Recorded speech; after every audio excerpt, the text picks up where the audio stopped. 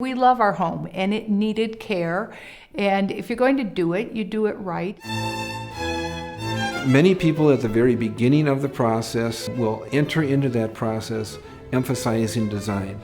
It's an emotional approach. It's an approach that will draw people in because, of course, they want something beautiful. But when you leave out the other half of the project, meaning how much will it cost, you can go way, way deep into this process, and you're not only investing money, but you're investing time and emotion into something, only to find out later, that's way more than I want to spend. That's why then I encourage people to get into our design build process so we can actually answer those questions in an intelligent and valuable way.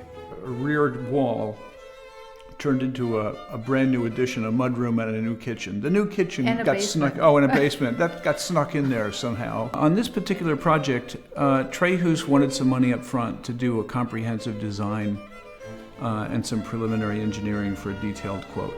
They had to use professional people dedicated to our project to get that work done.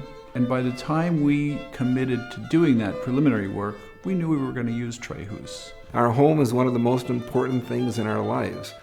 Very few people that have cancer shop around for the best price when they're looking for a surgeon.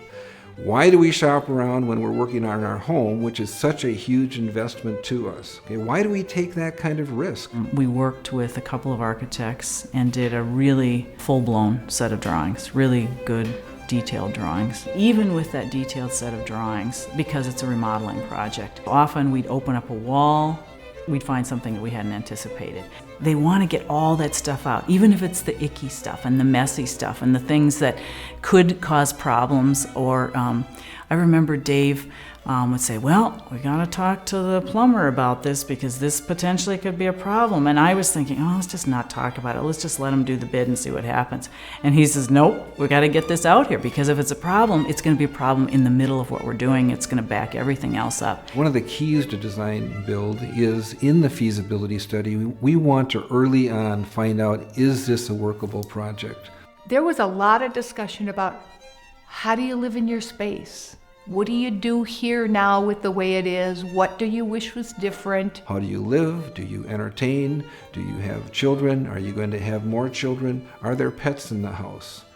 It lets us get to know the house a little bit, the structure of the house and the details of the house that will eventually tie together the design. The biggest thing that TreHus brought to the party was a vision for what the house could become, which I didn't have at all. Because we are cut off in our culture, in our consumer culture now, we've been cut off from things that are custom made.